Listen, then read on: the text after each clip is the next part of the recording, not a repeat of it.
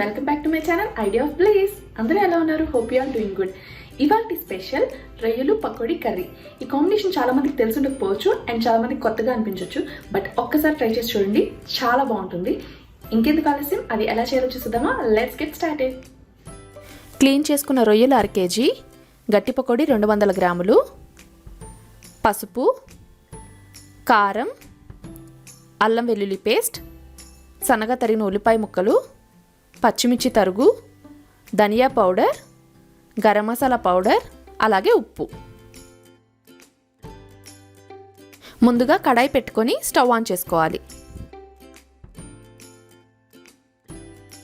కడాయి కొంచెం వేడయ్యాక అందులో 1 టేబుల్ స్పూన్ ఆయిల్ యాడ్ చేసుకోవాలి.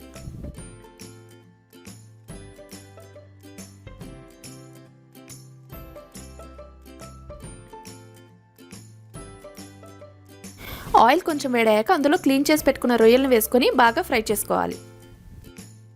ఈ కర్రీకి పెద్ద సైజ్ ప్రాన్స్ అయితే అంత బాగోదు, సో చిన్న సైజ్ ప్రాన్స్ కానీ లేదా మీడియం సైజ్ ప్రాన్స్ కానీ తీసుకోవాలి. ఇప్పుడు రొయ్యల్లో 1/2 టీ స్పూన్ పసుపు యాడ్ చేసుకొని బాగా ఫ్రై చేసుకోవాలి. రొయ్యల నుంచి వాటర్ రావడం స్టార్ట్ అవుతుంది కదా, అట్లాంటప్పుడు మనం హై ఫ్లేమ్ పెట్టుకొని వాటర్ అంతా ఎగిరిపోయేంత వరకు జాగ్రత్తగా ఫ్రై చేసుకోవాలి. ఇలా ఫ్రై చేసుకోవడం వల్ల స్మెల్ అనేది ఉండదు, అలాగే మనం కర్రీ చేసుకునేటప్పుడు చాలా త్వరగా కుక్ అయిపోతాయి అండ్ ఈజీగా అయిపోతుంది మనకి. ఇంకో అడ్వాంటేజ్ ఏంటంటే వీటిని ఇలా మనం ఫ్రిడ్జ్లో స్టోర్ చేసుకుంటే ఒక 1 వీక్ వరకు స్టోర్ అవుతాయి అండ్ అవి మనము రెడీగా మనం ఏ కర్రీలోనైనా యూజ్ చేసుకోవచ్చు. వాటర్ అంతా ఎగిరిపోయింది కదా, ఇప్పుడు ఈ ప్రాన్స్ని వేరే ప్లేట్లోకి తీసుకొని పక్కన పెట్టుకోవాలి.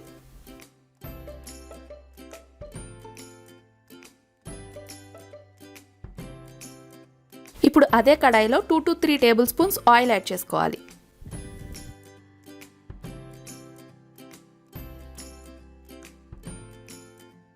ఆయిల్ కొంచెం వేడయ్యాక ఆల్రెడీ మనం కట్ చేసి పెట్టుకున్న 2 పెద్ద ఉల్లిపాయల తరుగు అలాగే పచ్చిమిర్చి తరుగు యాడ్ చేసుకొని ఆనియన్స్ కొంచెం ట్రాన్స్పరెంట్ అయ్యేంత వరకు ఫ్రై చేసుకోవాలి.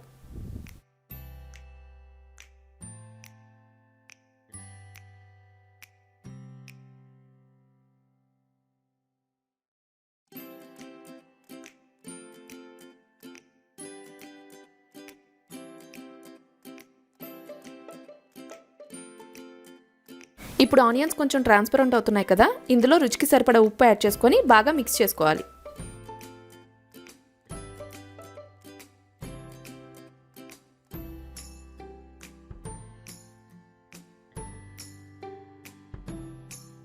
ఆనియన్స్ కొంచెం ఫ్రై అయ్యాక 1 టీ స్పూన్ అల్లం వెల్లుల్లి పేస్ట్ వేసుకొని పచ్చివాసన పోయేంత వరకు వేయించుకోవాలి.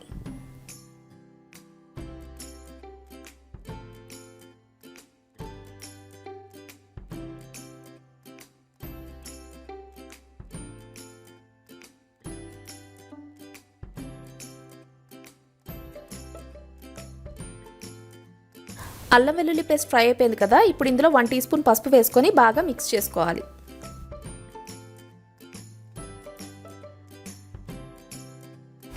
ఇందులో 1 టీ స్పూన్ కారం, 1 టీ స్పూన్ ధనియా పౌడర్, అలాగే 1 teaspoon garam masala powder add చేసుకొని మసాలాలన్నీ బాగా కలిసేలాగా ఫ్రై చేసుకోవాలి. ఈ కర్రీ నేను మీడియం స్పైసీగా ఉండేలా చేస్తున్నాను. మీరు కావాలనుకుంటే ఎక్స్ట్రా స్పైసీనెస్ కోసం కారం కానీ చిల్లీస్ కానీ ఎక్స్ట్రా యాడ్ చేసుకోవచ్చు. కర్రీలో మసాలాలు అనేవి తక్కువ యాడ్ చేసుకోవాలి, ఎందుకంటే ఆల్రెడీ పకోడీలో కొంచెం మసాలా ఉంటుంది కదా, మనం ఎక్స్ట్రా మసాలా యాడ్ చేస్తే అది పకోడీ ఫ్లేవర్ని డామినేట్ చేస్తుంది. సో తక్కువగా ఉండేలా చూసుకోవాలి. ఆనియన్స్ అన్ని ఫ్రై అయిపోయాయి కదా, ఇప్పుడు ఇందులో ఆల్రెడీ మగ్గించి పెట్టుకున్న రొయ్యలను యాడ్ చేసుకొని మసాలాలన్నీ బాగా పట్టేలాగా కలుపుకోవాలి. ఎప్పుడు రెగ్యులర్గా ప్రాన్స్ కర్రీ తిని బోర్ కొట్టింది అనుకునే వాళ్ళు ఇలా డిఫరెంట్గా ట్రై చేయండి. కాంబినేషన్ చాలా బాగుంటుంది. యాక్చువల్లీ ఈ కర్రీ రైస్లో తిన్నా రోటీలో తిన్నా చాలా టేస్టీగా ఉంటుంది.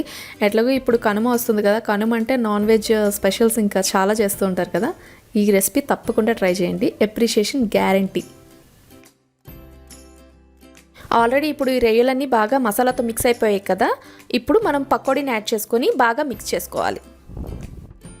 నేను రెడీమేడ్గా దొరికే పకోడీ యూజ్ చేస్తున్నాను. మీరు కావాలంటే పకోడీని ఇంట్లో కూడా చేసుకోవచ్చు, కాకపోతే అది చాలా టైం టేకింగ్ కదా. పకోడీ చేసి దాన్ని మళ్ళీ కర్రీలో వేసి అంటే అందరికీ అంత ఇంట్రెస్ట్ ఉండకపోవచ్చు, సో అందుకని మీరు ఎలా అయినా ట్రై చేయొచ్చు. ఈ కర్రీలో గట్టి పకోడీ యూజ్ చేస్తేనే టేస్టీగా ఉంటుంది. మెత్తన్ పకోడీ అసలు ఈ రెసిపీలో యూజ్ చేయకూడదు, ఎందుకంటే అది చిదురైపోతుంది, అంత టేస్టీగా ఉండదన్నమాట. ఇప్పుడు పకోడీ రొయ్యలు అన్ని మసాలాతో బాగా మిక్స్ అయ్యేలా కలుపుకున్నాం కదా, ఇందులో 250 ml వాటర్ యాడ్ చేయాలి. వాటర్ అనేది మరీ ఎక్కువ యాడ్ చేసుకోకూడదు, ఎందుకంటే ఇది మరీ వాటరీగా ఉంటే ఈ కర్రీ అంత టేస్టీగా ఉండదన్నమాట. ఇందులో గోరువెచ్చని నీళ్ళు యాడ్ చేసుకునేలా చూసుకోవాలి.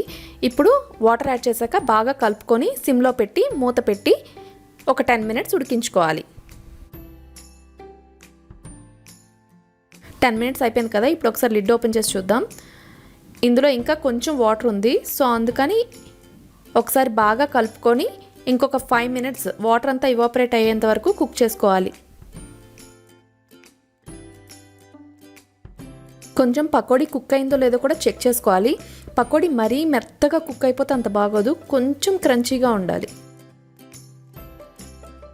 5 minutes అయిపోయింది కదా, ఇది ఆల్మోస్ట్ కుక్ అయిపోయినట్టే. కొంచెం జ్యూసీగా ఉన్నప్పుడే మనం స్టవ్ ఆఫ్ చేసుకోవాలి, ఎందుకంటే కొంచెం వాటర్ ఏదైనా ఉన్నా సరే అది పకోడీ అబ్జర్వ్ చేసేసుకుంటుంది. అంతే, రొయ్యలు పకోడీ కర్రీ రెడీ. ఇప్పుడు దీన్ని కొత్తిమీరతో గార్నిష్ చేసుకొని రైస్ ఆర్ రోటీతో సర్వ్ చేసుకోవడమే. మీకు నచ్చిందా? ఇంకెందుకు ఆలస్యం, ఈ పండగ టైంలో ఈ కొత్త రుచిని మీ ఇంట్లో వాళ్ళందరికీ పరిచయం చేయండి.